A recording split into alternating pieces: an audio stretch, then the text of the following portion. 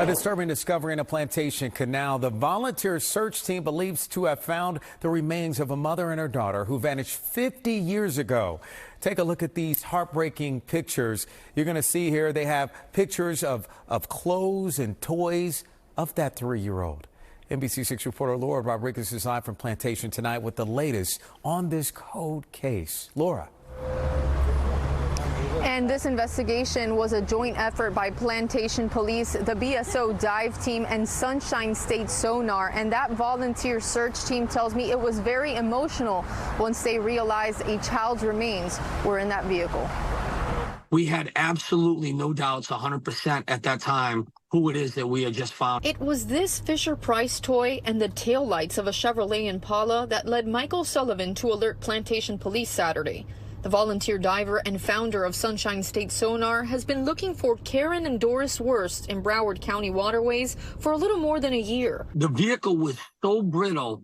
I mean, as soon as we touched it, my finger went right through the metal. Doris Wurst and her 3-year-old daughter lived about 5 miles from the canal at a mobile home park.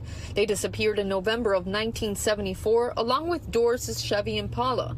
On Sunday, the BSO dive team recovered the skeletal remains of an adult and a small child inside an Impala near Broward Boulevard and Nob Hill Road. The child's toys and clothing were also recovered, almost intact, 50 years later. Me and my brother just looked at each other, and it was a pretty emotional moment because it was, to us, it was almost like that was Caren saying, "I'm here, you got me."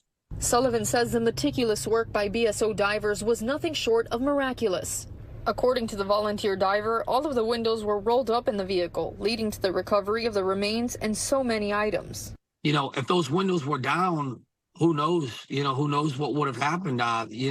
Their bodies could have floated out of the vehicle. Hours after the discovery of the adult and child, the volunteer team also found a Buick submerged in a nearby lake with the remains of an 83-year-old man who was reported missing in 2004. When you bring clothes to a family like this, it motivates you definitely to keep going. Plantation Police tells me they're waiting on DNA and dental records to verify that these are the identities of Caren and Doris Wurst. They say, though, that they have contacted their family members, letting them know that there's a likelihood that their remains have been found. Reporting live in Plantation, I'm Laura Rodriguez, NBC6 News.